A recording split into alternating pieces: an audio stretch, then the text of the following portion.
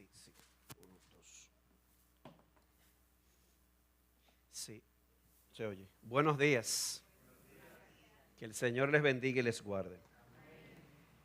Como decía nuestro hermano Carlos, finalmente, qué bueno estar por aquí. Esta es una iglesia muy amada. El Señor sabe, y mi esposa también, no es fingido, que si viviera en Santo Domingo, probablemente esta sería una de las iglesias, no me quiero meter en rojo, y no tendría ningún inconveniente en ser pastoreado por mi hermano Carlos. De hecho, les agrego la misma P y le agrego uno más, mi pana. Sí, hemos crecido juntos también como pastores. Así que gracias por la invitación. Y yo les voy a pedir que me acompañen en sus Biblias a la epístola de Santiago. De hecho, el título de esta exposición es Pruebas y Tentaciones. Y básicamente son reflexiones basadas en el libro de Santiago, que vamos a ver en varios textos, pero más particularmente en el capítulo 1. Así que no vamos a iniciar con un versículo de entrada, sino que vamos a ver varios en la medida que vayamos desarrollando. Pero antes de iniciar, les voy a pedir que una vez más oremos a nuestro Dios. Oremos.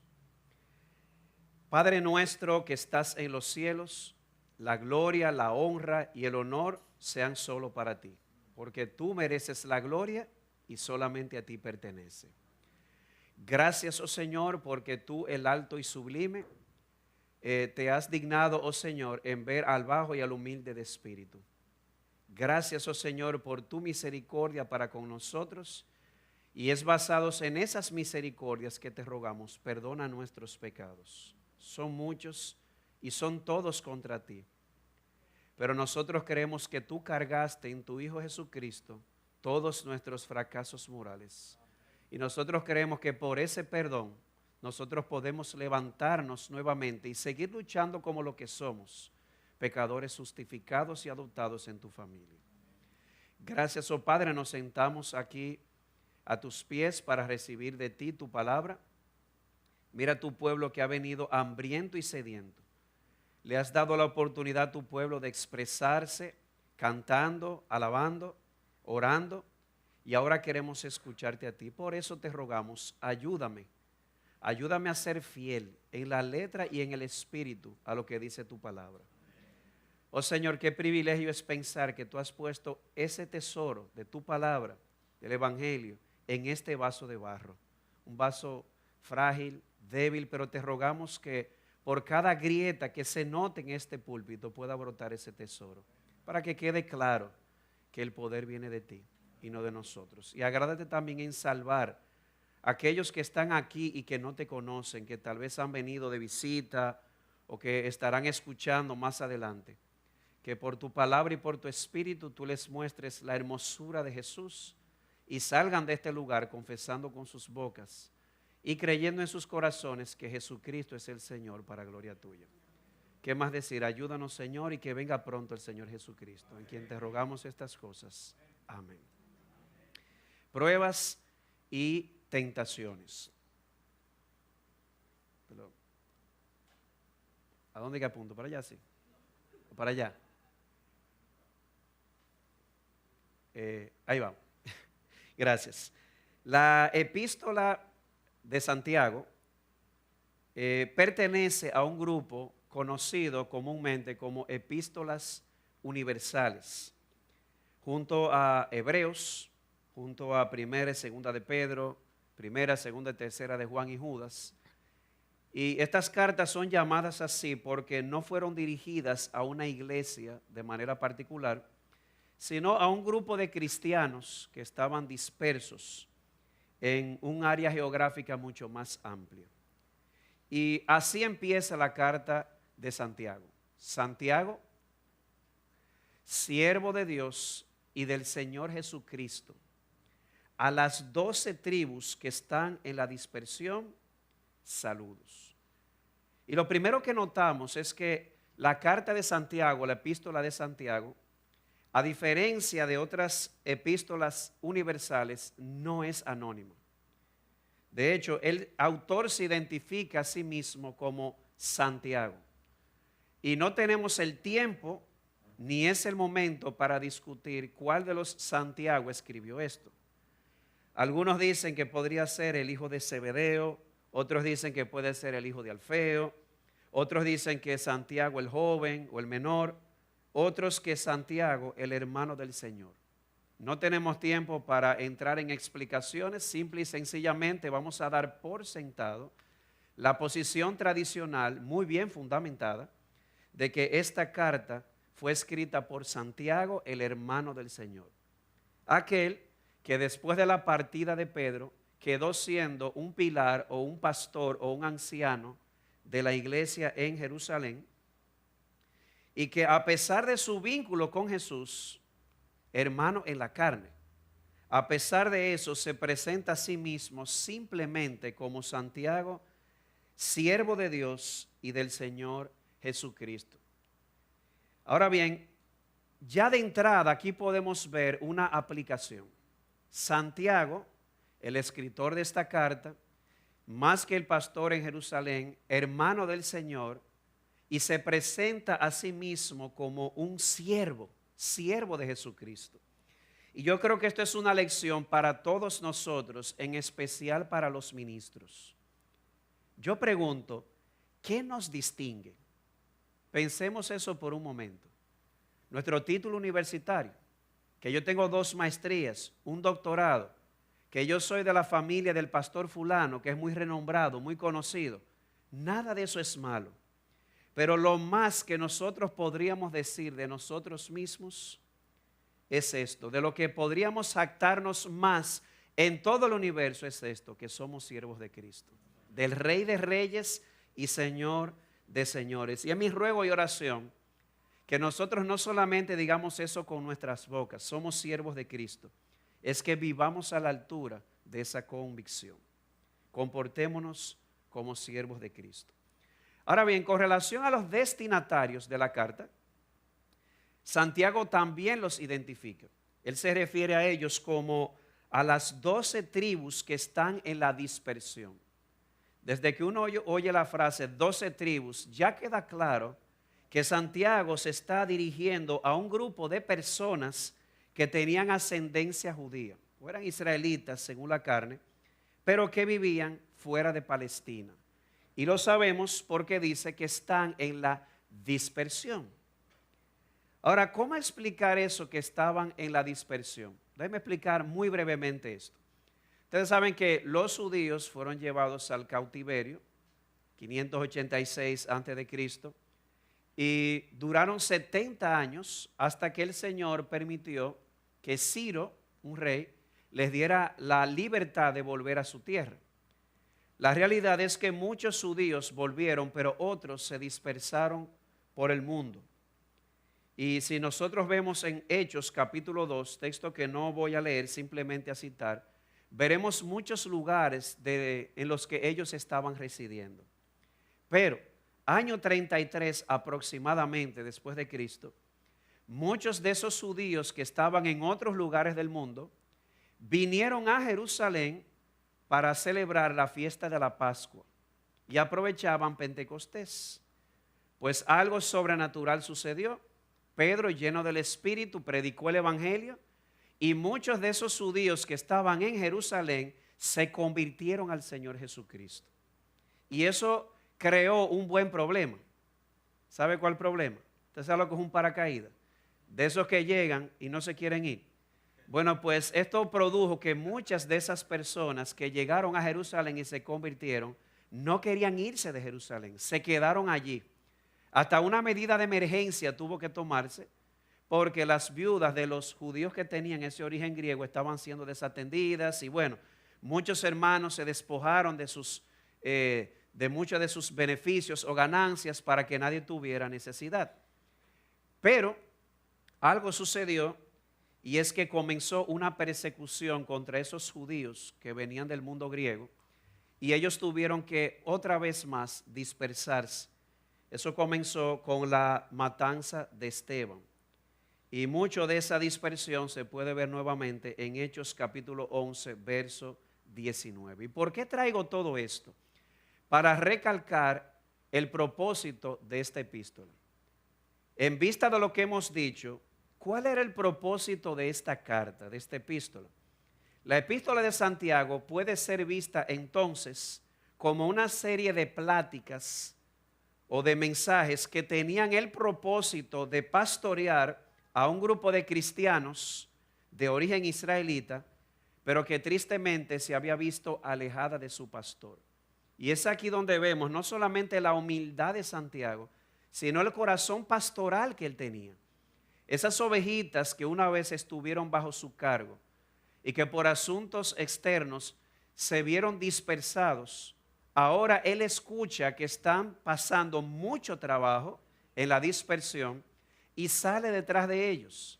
Así que repito, esta carta, en la medida que vayamos desarrollando algunas ideas, imagínense un pastor, así tipo tío José, pastor Mayén, con ese corazón V8, con dos turbos que tenía ese pastor, salió detrás de sus ovejas para animarlas, pero también para exhortarlas, porque como veremos, ahora estaban expuestas al dolor. Y vamos a ver dos cosas en este estudio. En primer lugar, vamos a ver la situación de estos hermanos y luego vamos a ver la exhortación o la dirección que Santiago le da a estos hermanos u ovejitas que estaban dispersas.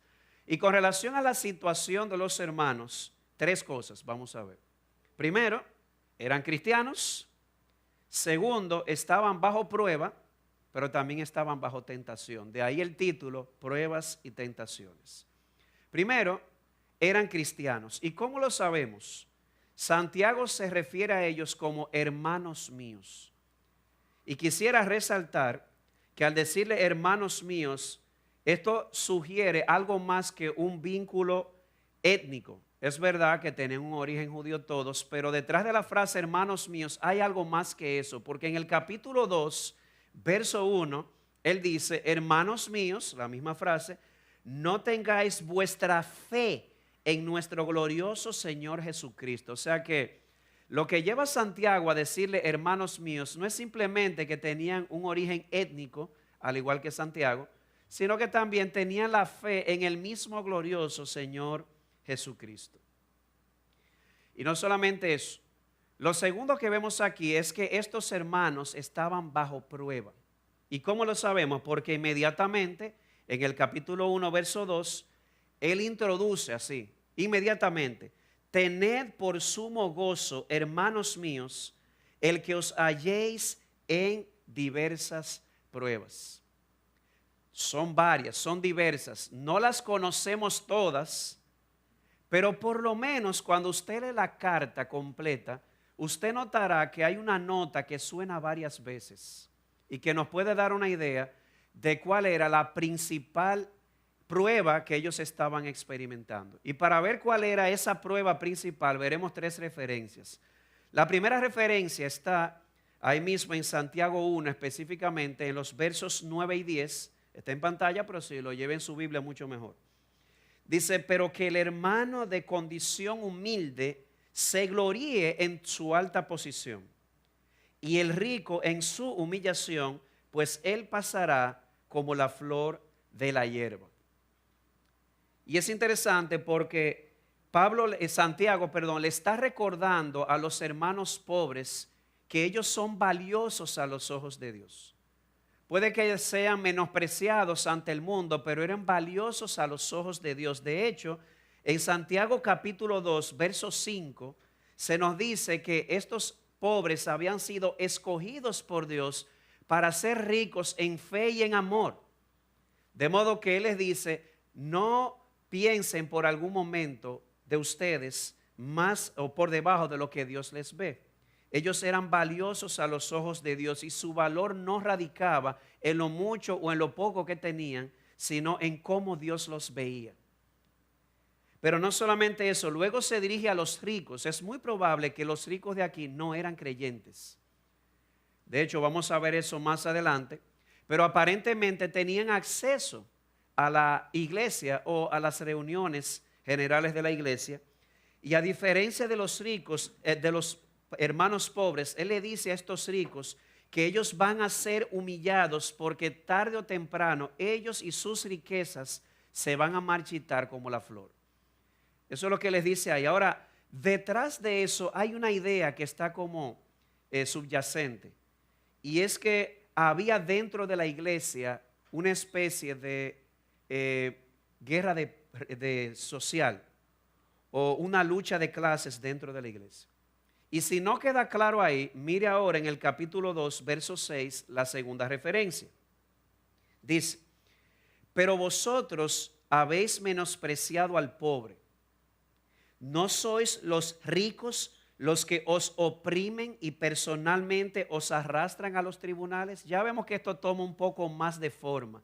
Ya no es simplemente una lucha de clases que está afectando a la iglesia, es que habían patrones ricos que estaban oprimiendo a estos hermanos pobres de la iglesia y ellos no podían hablar mucho porque si hablaban mucho los arrastraban a los tribunales. Y la tercera referencia la tenemos en Santiago 5, versículos 1 al 6, pero vamos a leer simple y sencillamente desde el verso 4. Hablándole a esos patrones opresores, les dice, mirad el jornal o el salario, ¿verdad?, de los obreros que han cegado vuestros campos y que ha sido retenido por vosotros, clama contra vosotros. Y el clamor de los segadores ha llegado a los oídos del Señor de los ejércitos. Atención aquí, patrones, jefes. Esos patrones ricos se habían comprometido con esos hermanos que trabajaban para ellos. Se habían comprometido a pagarle en una fecha específica, una cantidad específica, pero cuando llegaba el momento de cumplir, no cumplían. ¿Por qué? Porque lamentablemente querían más y más. Pero el clamor de esos trabajadores, dice aquí, había subido a los oídos del Señor de los ejércitos. Dice el verso 5, habéis vivido lujosamente sobre la tierra. Habéis llevado una vida de placer desenfrenado. Habéis engordado vuestros corazones en el día de la matanza. Se habéis hecho ricos a expensas de estos pobres hermanos. Y les dice en el verso 6, habéis condenado y dado muerte al justo, y él no os hace resistencia. Así que yo espero que haya quedado claro. Sí, diversas pruebas, pero hay una nota que suena. Una lucha de clases, una opresión, un llevar a los tribunales. Y vemos aquí un abuso. Estaban pisoteando a los hermanos, no estaban cumpliendo con lo que se habían comprometido. Y peor aún, estos hermanos no podían hacer nada. Voy a poner un ejemplo, pero voy a ser muy cuidadoso como lo doy. Es como unos hermanos que por un asunto de fuerza mayor se ven obligados a salir de su tierra, están en otra tierra indocumentados. Ojo, estoy en contra del desorden. ¿Estamos claros? Ese no es el punto. El punto es, por alguna razón extraña, externa a ellos, se ven en otro lugar indocumentados, tienen que trabajar para ganarse la vida y los patrones ricos se aprovechan de las circunstancias.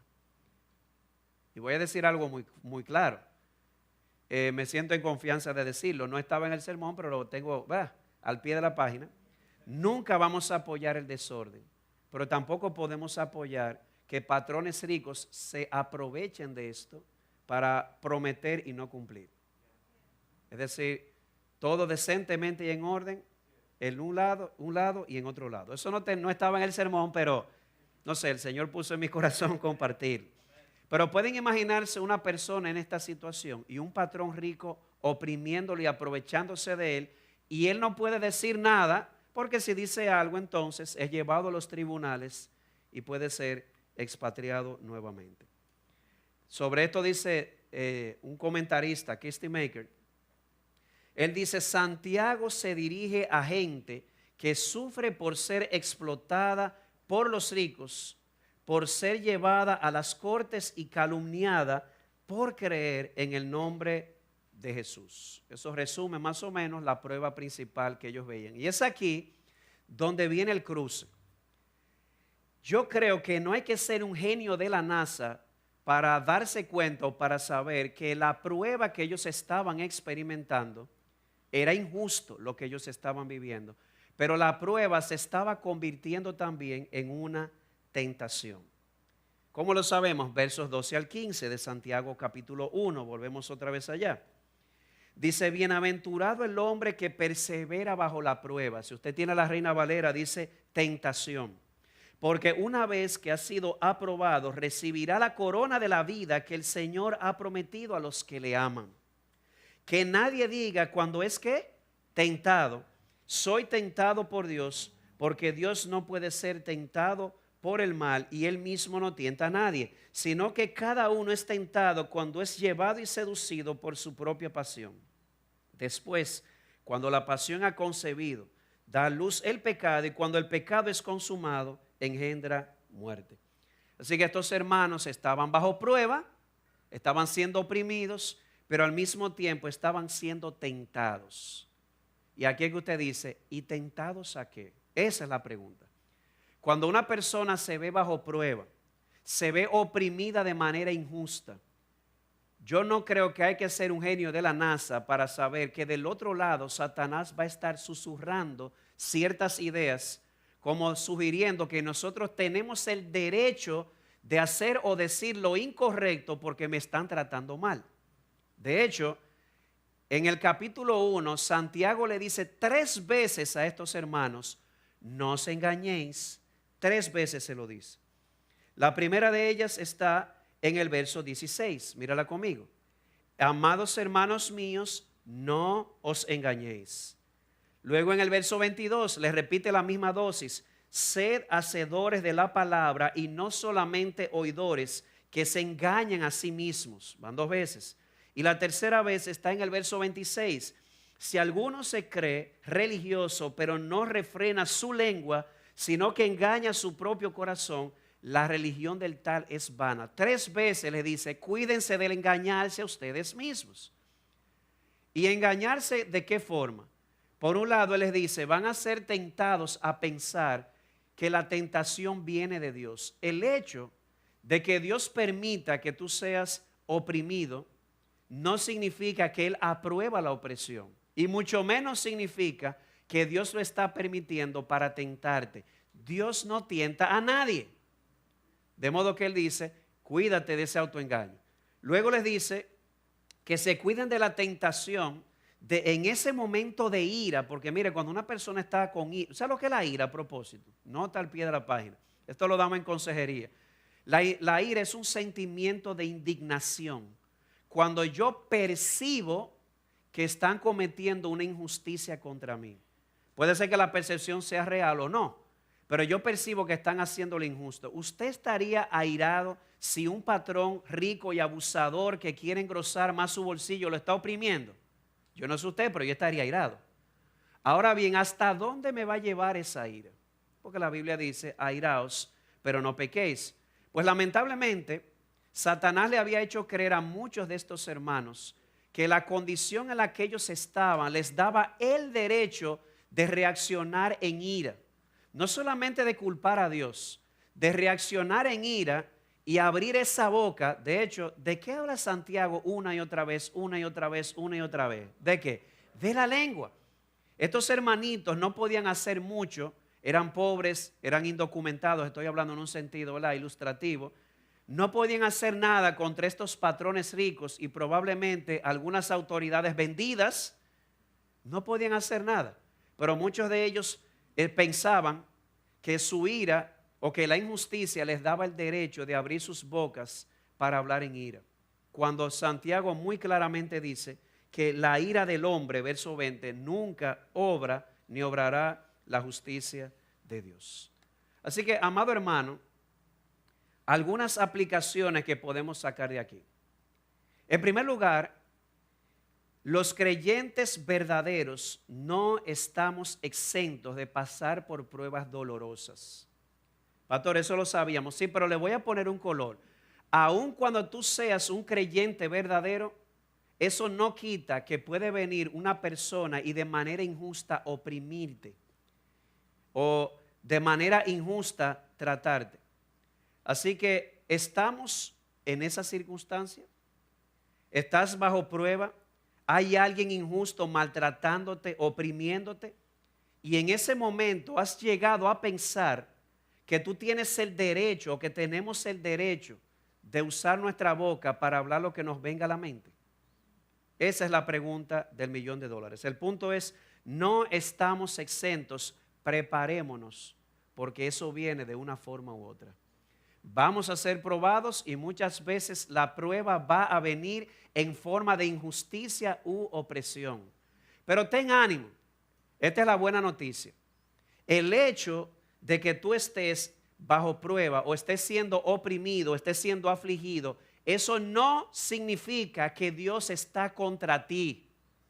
Es importante, tuve que darle consejería a alguien esta semana porque las aflicciones que estaba viviendo pensaba, esto significa que Dios está en mi contra. No, las pruebas en tu vida no significa que Dios está en tu contra, significa que Dios no ha terminado contigo. Son dos cosas distintas. Así que ánimo y confiemos en los tratos de nuestro Dios. Pero también, por lo que vimos, recordemos esto. Las pruebas que han sido permitidas en nuestra vida y para nuestro bien, Dios las permite para nuestro bien. Por el otro lado, Satanás las va a utilizar para tentarnos, particularmente para hacernos creer que la injusticia de otros nos da a nosotros el derecho de hablar o de actuar con injusticia. Amados hermanos, recordemos esto. Cuando el deseo de tomar venganza, cuando el deseo de responder mal por mal surja a nuestro corazón, recordemos esto: la ira del hombre no obra la justicia de Dios. Dios tiene a su vengador y su vengador son las autoridades. Y si las autoridades no hacen nada porque aceptan el soborno, el juez está a la puerta. De hecho, hablaremos de eso al final de este mensaje. Pero la realidad es que debemos dejar lugar a la ira de Dios, a que Dios actúe a través de los medios que Él ha establecido para controlar la injusticia. Así que después de haber visto la situación de estos hermanos, eran creyentes de origen judío, estaban bajo prueba y vieron cuál fue la principal y estaban bajo la tentación. Ahora veamos las direcciones que Santiago le da a estos hermanos. La opresión, como les decía, y el trato injusto no es una excusa nunca para un creyente para responder de manera apropiada. Y no lo es por lo que nosotros somos y por lo que nosotros tenemos en Cristo. ¿Cómo? Por lo que somos y por lo que tenemos en Cristo no tenemos excusa de responder mal o de devolver mal por mal. Y esa es la razón por la cual, para ayudar a estos hermanos a responder bien, que Santiago le da 4 direcciones a lo largo de la carta. Él le dice muchas cosas, pero en medio de esa prueba que se había convertido en una tentación, les dice 4 cosas para que aprendan a sufrir bien. Número 1, gozo. La primera dirección que Santiago le da a estos hermanos en medio de sus pruebas es que se gocen y se alegren. Capítulo 1, versículo 2. ¿Qué dice ahí? Tened por sumo gozo, hermanos míos, el que os halléis en diversas pruebas. Y es aquí donde alguien dice, espérese un momento. O sea, yo no sé si usted entendió lo que está pasando con estos hermanos. Ya de por sí, el estar fuera de su tierra, de por sí podía significar una prueba. Eran pobres. Y arriba de eso, un patrón rico que los está oprimiendo. Las autoridades no los ayudan, no resuelven. Eran llevados a los tribunales y, como vimos, a veces hasta la muerte. Y Santiago le dice, gócense. ¿Cómo así? De hecho, esto no parecería ser insensible. Piénselo por un momento. Sobre todo porque viene de un hombre que estaba lejos de la realidad. Estos hermanos estaban dispersos por allá. Santiago estaba en Jerusalén, lejos de esa realidad. Él estaba a salvo y probablemente era ignorante en la práctica de lo que estos hermanos estaban experimentando. Alguien podría decir, este es el típico pastor que se sienta detrás de un escritorio a escribir gloriosos sermones, pero él está totalmente distanciado de la experiencia del pueblo. ¿realmente era eso? ¿O eso identifica a Santiago? No. A pesar de todo, a pesar de que Santiago estaba lejos de estos hermanos, lejos del sufrimiento, Santiago fue un hombre que vivió el sufrimiento en su propia iglesia. De hecho, él tuvo que ver divisiones internas. Él tuvo que ver la muerte de hermanos. Usted sabe lo que es como pastor ver que Ananías y Zafira, dos ovejitas de su iglesia, el Espíritu Santo los fulminó porque estaban engañando al Espíritu Santo. Piénselo por un momento. Él tuvo que ver persecuciones en su iglesia. Incluso él tuvo que ver cómo a partir de la muerte de Esteban, varios hermanos tuvieron que irse, como estos a quienes él estaba escribiendo. Y de hecho, nota al pie de la página, si usted no lo sabía, por ahí por el año 62 después de Cristo, Santiago murió como un mártir. Un grupo de líderes judíos quisieron obligarlo a que negara su fe y él dijo no, se mantuvo firme, así que él fue empujado por un precipicio y cuando él cayó, como no murió, terminaron de rematarlo a pedradas. De modo que cuando este hombre dice, en medio de esas pruebas, gózate, saca de tu mente la idea de un pastor indiferente que no sabe lo que es sufrir, porque este era un hombre sufrido. Y no solamente eso, alguien dice, pero no solamente indiferente, podría sonar hasta simplista. ¿Cómo que gózate? Como si el gozo fuera un interruptor. ¡Pam! ¡Ay, me gocé! ¿Es eso lo que Santiago tiene en mente? No, Santiago no ve el gozo como un interruptor. Por esa razón, cuando él dice, tengan por sumo gozo, le agrega un argumento. Miren qué interesante. Tened por sumo gozo, hermanos míos, el que os halléis en diversas pruebas, sabiendo que la prueba de vuestra fe produce paciencia y que la paciencia tenga su perfecto resultado para que seáis perfectos y completos sin que os falte nada. Santiago no está pretendiendo que de ellos salga el gozo como si fuera un interruptor. Santiago les está dando argumentos para que en medio de sus aflicciones o de sus pruebas puedan gozarse. Se los voy a poner de esta manera. Gozo puede emanar de un corazón probado cuando ese corazón está convencido de que a través de esas diversas pruebas Dios está obrando. ¿Usted ve la diferencia? Yo no me gozo de la prueba. Yo no sé usted, pero yo no puedo gozarme de la prueba porque yo no soy masoquista. Yo me puedo gozar en la prueba, sabiendo que Dios la va a utilizar. Dice aquí, oigan qué hermoso esto, para que seáis perfectos, para que seáis completos, para que no les falte nada. ¿Y qué significa eso? A ti y a mí, amado hermano, nos predestinaron para ser hechos conforme a la imagen de Cristo. Yo no sé si a ti te ha pasado, me imagino que en la capital no sucede porque el tráfico aquí no es tan malo como en Santiago. Mira, un hermano me vio así y me dijo, hereje, con su eje. Pero cuando usted se le atraviesa uno de esos delivery que parece que va endemoniado, yo digo que casi todos están endemoniados. Cuando se me entran así, la última vez que yo bajé el vidrio no le dije una mala palabra, pero le dije, tú eres todo lo que se espera del COVID positivo. No, todo lo que se espera del examen de COVID negativo, algo así. El punto es, cuando yo me vi con esa ira, que bajé ese vidrio, que le dije algo no apropiado, yo no sé si usted le ha pasado que usted hace o dice algo y usted dice, el Señor no ha terminado conmigo. ¿Le ha pasado? Uno se ríe y todo, pero ¿saben algo? Dice Santiago que el instrumento que Dios va a utilizar para completar en ti y en mí lo que nos falta son las pruebas. En otras palabras, las pruebas son no solamente, tengo aquí una frase que puse en otro escrito, según Santiago, las pruebas no son simplemente el resultado de vivir como creyentes en un mundo caído. Eso es verdad, pero no es solamente eso. Las pruebas son también la estrategia divina para pulirnos y para santificarnos. O sea, las pruebas son como el cincel. Aquí estoy yo, el patrón es Cristo, porque fuimos predestinados para ser hechos conforme a la imagen de Cristo. Las pruebas son el cincel que Dios utiliza para ir quitando de ti y de mí todo lo que no se parece a Él. De modo que es solo sabiendo esto que podemos gozarnos no de la prueba, pero sí en la prueba.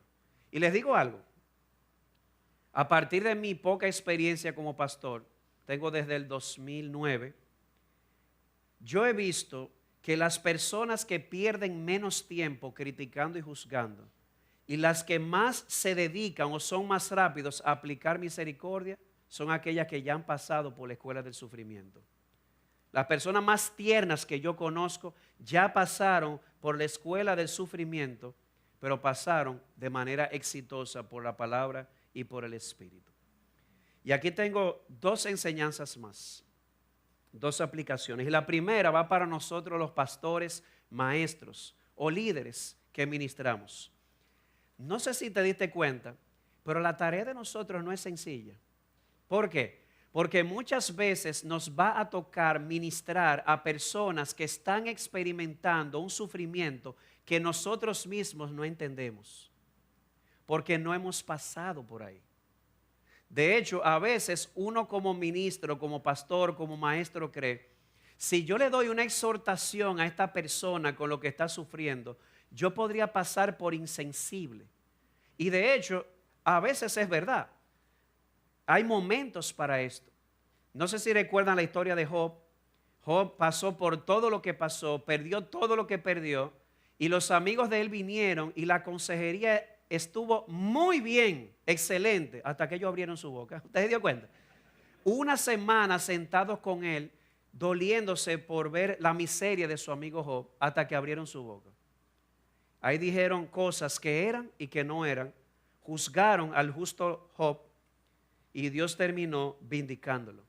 Pero eso no significa bajo ninguna circunstancia que uno como ministro no pueda exhortar a una persona que está sufriendo. Simple y sencillamente, cuando llegue el momento, noten que Santiago no solamente los animó en medio de su dolor, también les tuvo que exhortar. Incluso les dijo, me imagino el corazón de Santiago. Santiago era un hombre de la gente, era un hombre que amaba incluso a los pobres. ¿Ustedes recuerdan cuando Pablo y él se juntaron, según Gálatas? Que ellos escucharon a Pablo y Santiago le dio su diestra en señal de compañerismo y luego le dijo, pero no te olvides de los pobres. Era un hombre tierno. Y me imagino que en medio de todo esto, a pesar de no estar pasando lo que ellos estaban pasando, con mucha ternura les dijo, ay mis hermanos, cuídense del autoengaño. De modo que tenemos una difícil labor de tener que animar, pero también que exhortar con la palabra de Dios a personas que están pasando por cosas que uno muchas veces no entiende. Pero ese es nuestro llamado y debemos confiar en el poder consolador que tiene la palabra de Dios. Esta misma semana me tocó visitar una hermana que yo le dije, hermana, pero el Señor te quiere mucho. ¿Cuántos martillazos en tan pocos meses? Le voy a decir, puedo decir. Esta hermana le pusieron una demanda y ella no la sabía. La llevaron a juicio, ella nunca fue, nunca la llamaron y tuvo que pagar. Los abogados le dijeron, eso se llama tal cosa, lamentablemente pasa aquí, te recomendamos que pagues $500,000. ¿Cómo así? Como que... Y ella no sabía nada, nunca la llamaron a juicio. Después de eso, su hijo, de una manera injusta, cayó preso. Gracias a Dios luego lo soltaron. Pero usted se puede imaginar el dolor de una madre, ver a la policía meterse a tu casa a las 3 de la mañana a buscar a tu hijo. Arriba de eso, el carro de ella se le fundió el motor. Pero yo le estoy hablando, todo eso junto. El carro de ella se le fundió el motor. El carro del hijo mayor se le quemó completo, cogió fuego. Y como si fuera poco, le dieron un diagnóstico médico de todos los achaques que ella tiene y acaba de ser operado. Yo tuve que ir allá, como Santiago, a hablar de cosas que yo nunca he experimentado para decirle, mi hermana, aquí estamos, consolándola, pero también le decía, mira, el evangelio es un tesoro que ha sido puesto en ti, un vaso de barro. Y somos débiles. Pero ¿qué sucede si ese vaso de barro tiene un tesoro dentro? ¿Qué pasa cuando rompen ese vaso de barro? ¿Qué es lo que va a salir? El tesoro. Pues yo estoy aquí para animarte, porque te han dado muchos martillazos y por cada apertura, por cada grieta que te han hecho, lo que ha salido de ti es el gozo del Señor, es ese tesoro. De modo que tenemos que aprender de que este tipo de personas que están sufriendo hay que consolarlas, pero también hay que exhortarlas con ternura, pero hay que hacerlo. Y Amado hermano, si bien es cierto que el creyente no se goza de la prueba, como decíamos, podemos gozarnos en medio de la prueba. ¿Por qué? Por lo que nosotros sabemos. ¿Y qué es lo que sabemos? Que aunque Dios no aprueba el mal, ¿estamos claros en eso? Dios no aprueba la injusticia, sin embargo, Él la utiliza para moldearnos y para hacernos más como Cristo. Como decía hace un rato, Dios te predestinó no para estar cómodo en este mundo. Dios te predestinó para ser más como Cristo. Y si Él, para que tú seas más como Jesús, te tiene que dar salud, te la va a dar. Pero si para ser más como Jesús te la tiene que quitar, te la va a quitar. Si Dios tiene para hacerte más como Jesús que darte riqueza, te la va a dar. Pero si te la tiene que quitar, te la va a quitar. Porque para Dios tú y yo somos más importantes que nuestras circunstancias. Señor, cambia mi circunstancia. Y dice, no, mi amado hijo, la voy a dejar para cambiarte a ti.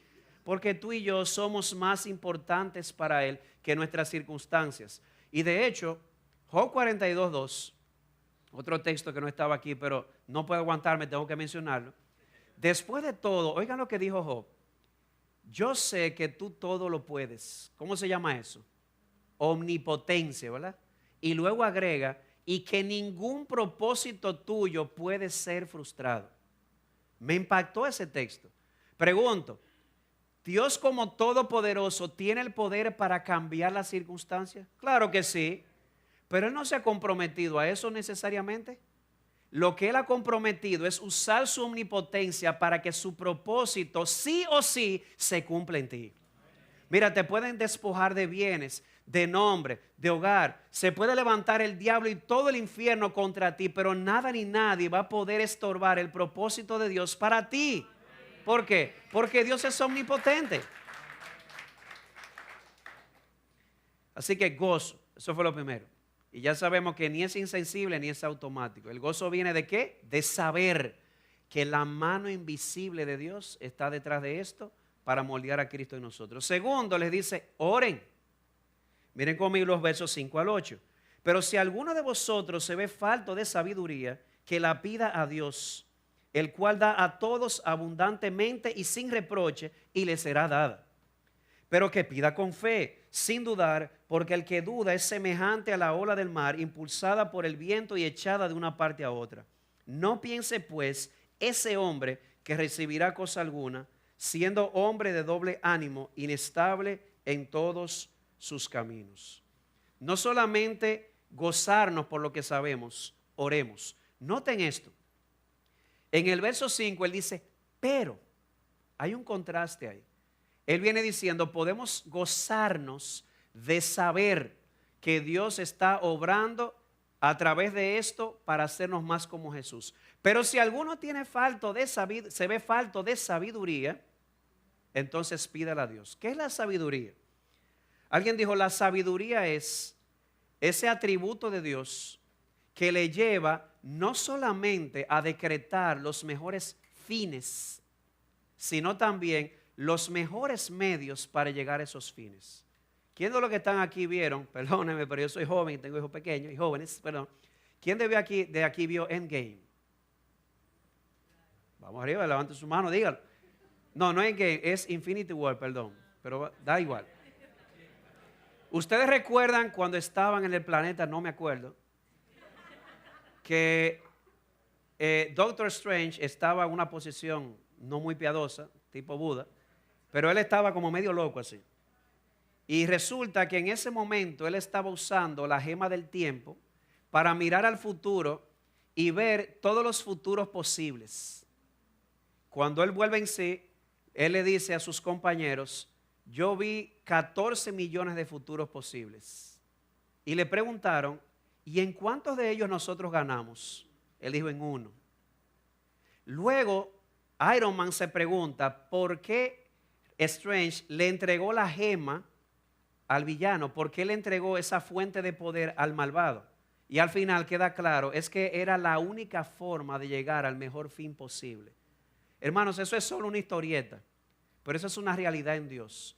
Dios no solamente conoce el futuro, no solamente ha preordenado el futuro, Él sabe también, porque lo ha decretado, cuál es el mejor medio para llegar ahí.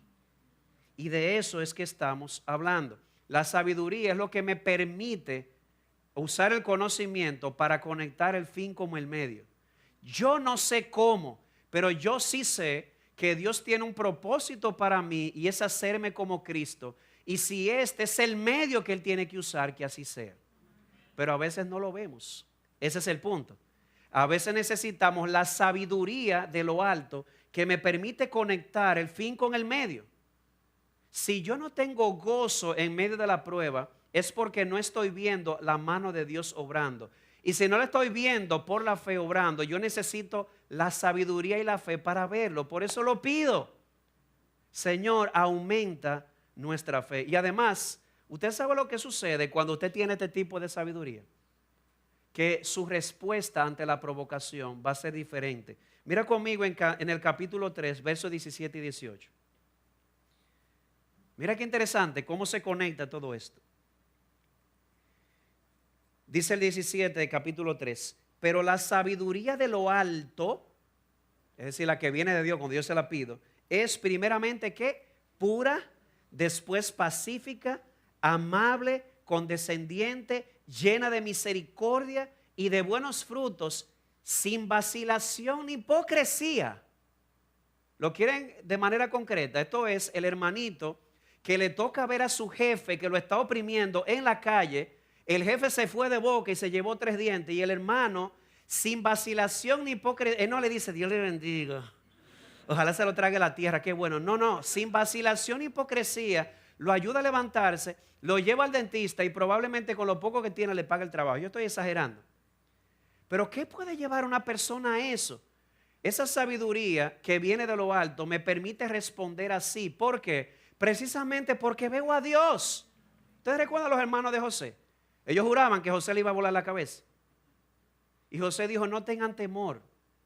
Ustedes planearon mal contra mí, pero Dios lo usó para bien. ¿Qué llevó a José en este caso? A no responder mal, a responder bien y sin vacilación ni hipocresía. La sabiduría de lo alto le permitió ver muchas pruebas que él vivió, injustas, pero en todo esto él vio la mano de Dios que estaba usando eso, aunque no lo aprobara, para trabajar en él. Cuando vemos las cosas desde la perspectiva de Dios, nuestra respuesta será diferente. Así que pidamos esa sabiduría, pídela. Y Él da aquí un estímulo. Y si la vas a pedir, pídela ¿con qué? Con fe. Pídela con fe. Dios no ha prometido darnos todo lo que pedimos. ¿Estamos claros de eso? Porque si un hijo mío es diabético tipo 1 y me pide un bizcocho de manzana lleno de azúcar y par de Coca-Cola, las que no son 0, probablemente le voy a decir que no. Dios le da buenas cosas a sus hijos, no necesariamente lo que pedimos. Pero todo lo que le pedimos a Dios que es conforme a su voluntad, Él se place en darlo. ¿Ustedes creen que Dios se agrada y se place en escuchar a un hijo decir, Señor, yo no puedo más? Señor, yo quisiera tener gozo, pero no puedo ver tu mano. Ayúdame a verte, ayúdame a creer que tú estás obrando para mi bien. Dame tu sabiduría, déjame verte. ¿Ustedes creen que Dios se agrada de eso? Pregúntale a Salomón, cuando él se vio con todo ese pueblo y dijo, ¿y ahora qué hago? Y en vez de pedir riquezas, en vez de pedir poder o más poder, lo que dijo, dame sabiduría. Y Dios se agradó. Hermano, si usted le pide sabiduría, ahí no hay peros ni reproches. Dios se agrada en darle sabiduría al que se la pide. Señor, yo no entiendo, pero yo sé que tú tienes un propósito. Déjame verlo, déjame verte. Y Él se agrada en responder. Pero a ese incentivo le agrega también una especie como de advertencia. Pero pida con fe y sin dudar. ¿Qué es lo contrario de pedir con fe? La duda, en este caso. Dice Santiago, el que pide dudando no va a recibir nada. ¿Y por qué? Pregúntese por un momento. ¿Por qué el que pide dudando no recibe nada? Dice aquí, porque es una persona de doble ánimo. ¿Usted sabe lo que es doble ánimo? La persona que dice, yo creo que Dios es poderoso, yo creo que Dios es soberano, pero cuando llega la hora de sacar esa convicción no sale. Le voy a decir algo, yo vengo de una iglesia con un trasfondo reformado. Y no hay una gente que hable más de la soberanía de Dios que un reformado hasta que se le piche una goma. ¿Es increíble? Es increíble. No, y se lo digo en serio. Cuando yo veo en mi casa, hablo mucho de la soberanía, estoy aquí hablando muy lindo, es un compañero de lucha, porque cuando yo veo que la cuenta de banco baja, me altero. Y usted ve, ¿por qué me altero? Porque él es el que es de doble ánimo, el que dice creer que Dios es soberano y poderoso, pero en la práctica lo niega, termina siendo inestable en sus caminos. Ese es el problema. Así que vamos a pedirle a Dios y pedirle con fe. Así que, amado hermano, a manera de aplicación, nuestra miopía espiritual no nos deja ver el propósito divino en las pruebas. Ay, no, pues pídeselo a Dios, pídele sabiduría para que así puedas ver su mano invisible obrando. O como alguien dijo por ahí, aunque él parece estar en silencio, no, él está trabajando. Amado hermano, nos falta la fe para creer que Dios va a responder nuestra oración. Sí, pues pídele a Dios la fe para creerle. Síguele pidiendo, síguele pidiendo, síguele pidiendo. Señor, aumenta mi fe, aumenta mi fe. Ese es el tipo de oración que a Dios tampoco le molesta. ¿Usted se acuerda de aquella parábola de la mujer que le era molesta al rey y le pedía, y el rey dijo, vamos a complacerla para que no siga molestando? Y Jesús dice, si es un rey injusto, ¿qué ustedes dicen de Dios? No, Dios nunca duerme. Dios siempre escucha nuestras oraciones y se place en responderlas. Y si estamos siendo agitados o arrastrados fácilmente y constantemente por las pruebas de este mundo, vamos a pedirle a Dios que nos preserve, que estemos anclados en Él y podamos decir como Lutero, here I stand, aquí estamos. Número 3, voy a ir un poquito más rápido porque el tiempo se me ha ido, hablo mucho. Resistencia o perseverancia. Miren el verso 12, ya le he dicho dos cosas. ¿Cuál fue la primera? Gócense, sabiendo. Segundo, pídanle a Dios la sabiduría para verlo. Tercero, resistan, perseveren. Verso 12 del capítulo 1. Bienaventurado el hombre que persevera bajo la prueba, porque una vez que ha sido aprobado recibirá la corona de vida que el Señor ha prometido a los que le aman.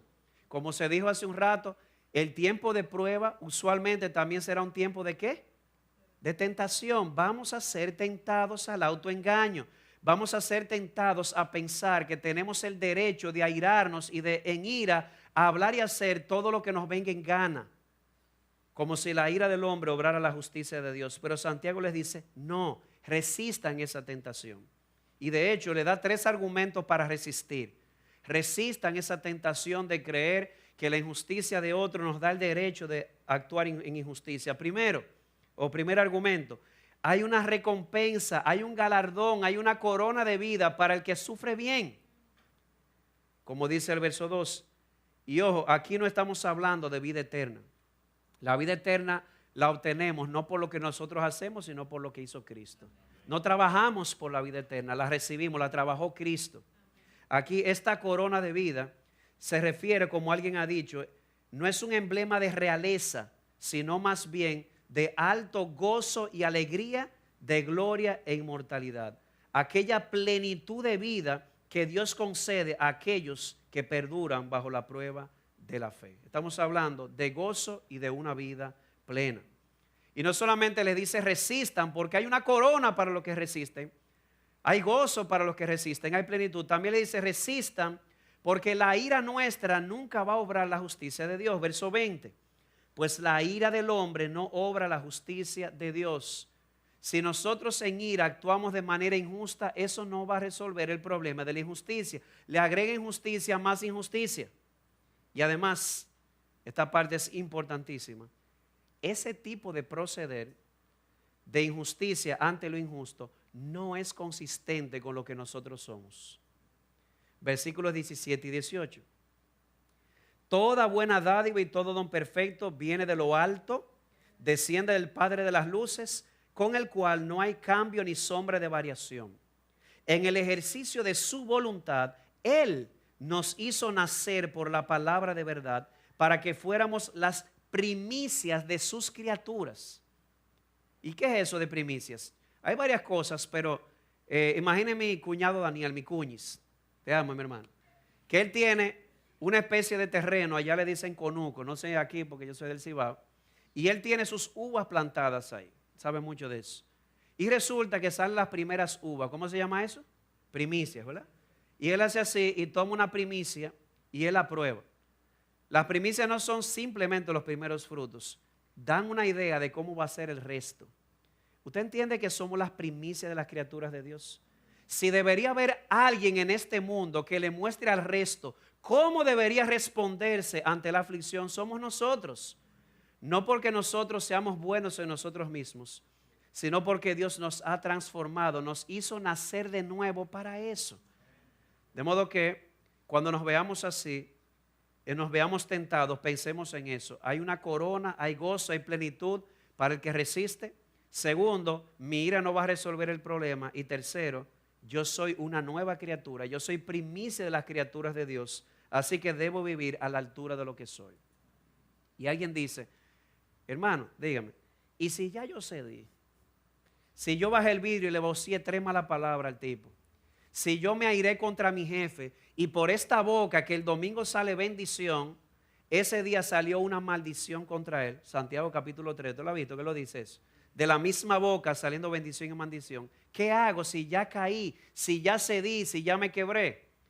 Santiago le dice, lo primero es, no digas que fuiste tentado por Dios. Que Dios haya permitido que tú estés ahí no significa que Él te tentó. Él te permitió estar ahí para trabajar contigo. Ahora, la razón por la cual tú y yo cedimos a la tentación, ¿cuál fue? Él dice, que nadie diga, verso 13, cuando es tentado, que es tentado por Dios, porque Dios no puede ser tentado por el mal y Él mismo no tienta a nadie, sino cada uno es tentado cuando es llevado y seducido por su propia pasión. Y después, cuando la pasión ha concebido, da luz el pecado, y cuando el pecado es consumado, engendra muerte. ¿Tú sabes lo que le está diciendo? Si ya cediste, uno, no culpes a Dios, y segundo, mira bien, porque lo que tú hiciste reflejó lo que estaba aquí adentro. Mis hermanos, las circunstancias no producen nuestro problema. Las circunstancias revelan nuestro problema. Y lo que salió en ese momento cuando me oprimieron, lo que salió en mi vida, lo que salió de mi boca, está reflejando que hay algo aquí adentro que debo seguir trabajando. No sé si a alguno de ustedes le llamó la atención que yo subí con esto y se me cayó. Mi amor, no me mate, que si se acaba más rápido, pero es para un buen propósito. Ese somos tú y yo. Estas son las pruebas, nos van a oprimir. Y tú sabes lo que va a salir de nosotros si no oprimen. Hermano, eso se limpia después no te apures. Eso es lo que va a salir. Una mala palabra, una maldición, una detracción, una obra injusta. Y tú sabes lo que es lo peor del caso. Me están oprimiendo y todo lo que salió no se produjo afuera. Lo de afuera me oprimió y salió eso que estaba adentro. Lo peor del caso, como me dijo mi esposa, gracias a mi amor, es que después que salió no hay forma de entrar. ¿Usted se dio cuenta de eso? Entonces, yo lo limpio ahorita, Carly, no te apures. Gracias, mi hermano. Si ya salió eso, o si cediste en la tentación, no culpes a Dios y pídele a Dios que te permita ver qué fue lo que salió. Hermanos, miren, uno no sabe de lo que uno es capaz de hacer o de lo que uno es capaz de decir hasta que uno se ve en eso. Y esto no es retórica. Yo tenía una ira muy grande acumulada contra una persona porque hizo algo muy injusto. Muy injusto. Todavía de pensarlo me airo. Pero no sé qué me da más ira, si lo que él me hizo o cómo yo le respondí. Porque un día vino a mi oficina buscando consejería en un problema y yo le dije, ahora tú vienes, ve donde otro. Y en eso, mira Carlos, me abrió los ojos. Perdóname, Carlos, yo espero que me vuelva a invitar. Tengo que ser sincero. En ese momento salió algo de mí que yo dije, wow, pero Dios no ha terminado conmigo. Lo que hizo ese hermano no produjo el problema. Lo que hizo ese hermano reveló que yo tengo problema aquí adentro y que debo seguir resolviendo. Así que no culpemos a Dios. Dios permite las pruebas para santificarnos. Y cuando esto salga a manera de aplicación, con humildad y con un corazón arrepentido, ¿sabe lo que debemos hacer? Pedirle perdón a Dios, resistir por lo que somos y tenemos la tentación de pensar que tenemos el derecho de hablar o de actuar de manera injusta y darle gracias a Dios por eso. ¿Saben algo? El día que yo vi eso y lo que sigo viendo me dio mucha vergüenza, pero le doy gracias a Dios que me lo reveló. ¿Lo ves ahora? Dios permite estas cosas para mostrarte y para mostrarme lo que te... A Israel lo llevaron al desierto para eso. ¿Usted ha leído Deuteronomio 8? Dios lo llevó al desierto para mostrarle lo que había en su corazón. Y ahí Él nos permite también ver los ídolos que tenemos dentro para trabajar con ellos. Y por último, paciencia. Sí, porque perseverar temporalmente y no perseverar no tiene ningún sentido. La idea no es solamente resistir a la tentación, es también ser pacientes y perseverar. Mire conmigo capítulo 5, específicamente el verso 7. A esos hermanitos oprimidos, mira lo que les dice. Por tanto, hermanos, sed pacientes hasta la venida del Señor. Mirad cómo el labrador espera el fruto precioso de la tierra, siendo paciente en ello hasta que recibe la lluvia temprana y tardía. Sed también vosotros pacientes, fortaleced vuestros corazones, porque la venida del Señor está cerca.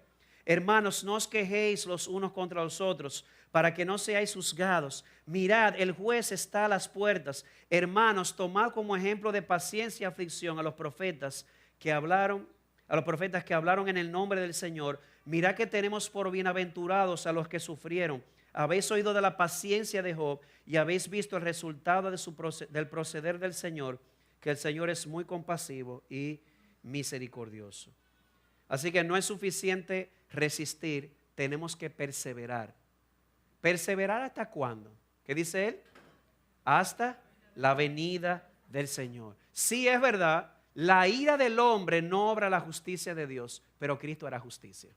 Si en este mundo las autoridades que Él puso para defenderte no te defienden, tarde o temprano, Cristo como juez vendrá, juzgará al que te oprimió y juzgará también a las autoridades que no hacen su trabajo, que admiten el soborno. Claro, nuestro deseo es que se arrepientan y que sus pecados sean pagados en la cruz y no en el infierno. Y me encanta, él usa una ilustración y un ejemplo. ¿Cuál es la ilustración? La de un agricultor. Yo no soy agricultor, pero hay que ser paciente. Usted se pone a sembrar y usted tiene que esperar la lluvia temprana y tardía hasta que comienza a ver los primeros frutos. Pasa un tiempo. Hay que ser pacientes. Y Santiago 3:18 dice, el fruto de justicia se siembra en paz. ¿Para quién? Para aquellos que hacen la paz. De modo que siembra la paz y espera pacientemente, porque ese fruto de justicia viene. Cristo vendrá y hará justicia. Y luego pone dos ejemplos del pasado. El ejemplo de los profetas, que por hablar en nombre de Dios fueron perseguidos, fueron maltratados, pero dice Jesús, su galardón es grande en los cielos. Y el ejemplo supremo que él pone aquí, el ejemplo de Job, cómo él soportó con paciencia y al final vio el resultado. Y cuando hablamos de resultado, yo no estoy hablando de que Dios le devolvió todo. Usted sabe una cosa, el clímax de la historia de Job no fue que Dios le devolvió todo. Hay muchas historias que no terminan así. El clímax de su historia, el libro pudo haberse terminado cuando él dijo, yo pensaba que yo te conocía, pero ahora es que mis ojos te ven. Yo te había oído, pero ahora mis ojos te ven. Si ahí termina la historia, terminó bien, todo lo demás es un apéndice. De modo que hay una gran recompensa para aquellos que como Job esperan con paciencia. A manera de aplicación, hermanos, nos hemos sentido tentados a tomar la justicia en nuestras manos, tomando en cuenta que el vengador de Dios, que son las autoridades, no hacen nada al respecto. Yo entiendo tu lucha, yo entiendo tu indignación, yo entiendo tu ira, pero si hay algo que nos va a cuidar de la venganza personal es esto: el juez está a la puerta y él pagará a cada uno conforme a sus obras. El patrón opresor, si no se arrepiente, dará cuentas por su injusticia. La autoridad corrupta que admitió soborno también. Pero claro, vuelvo y repito, hagámosle bien, no devolvamos mal por mal y pidámosle al Señor que los pecados de ellos sean castigados en la cruz y no en el infierno. En conclusión, ¿qué hemos visto? Este pastor se habló hoy. Lo primero que vimos es que tiempo de prueba, o las pruebas pueden ser necesarias, mejor dicho, en la vida del cristiano, ya que Dios las va a usar ¿para qué? Para completar en nosotros lo que nos asemeja a Cristo. Pero también vimos o no podemos ignorar que el tiempo de prueba será también un tiempo de tentación al autoengaño, pero nosotros podemos en Cristo hallar gozo, podemos pedir sabiduría, podemos resistir la tentación y podemos esperar con paciencia. No yo, Cristo en ti y en mí, que nos puede dar el poder. Y hablando de Cristo, yo no puedo terminar sin decir esto. En todo lo que hemos visto, yo me preguntaba, ¿y Jesús dónde pinta? Oye esto, El Evangelio es la historia que hemos visto de una manera u otra. La historia de Jesús es la historia de un hombre que fue llamado varón de dolores, que se hizo pobre como nosotros o por nosotros, que fue oprimido por sus enemigos, que se vio tentado a no abrazar el sufrimiento porque él dijo, si es posible que pase de mí esta copa. Pero oiga ahora estas palabras y dígame si le suenan conocidas.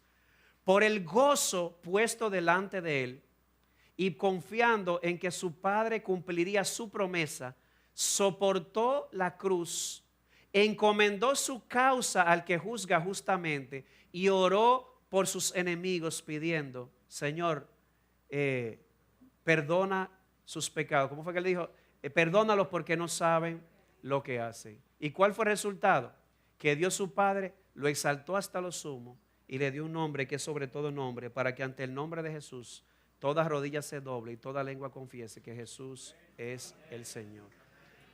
De modo que hemos visto no solamente una lección para nosotros, hemos visto la historia de uno que pasó por todo eso y venció, donde el primer Adán no pudo. ¿Para qué? Para que tú y yo no solamente recibamos el perdón y la adopción, sino que también para que dentro de su familia podamos responder como Él ante las pruebas y tentaciones. Vamos a orar.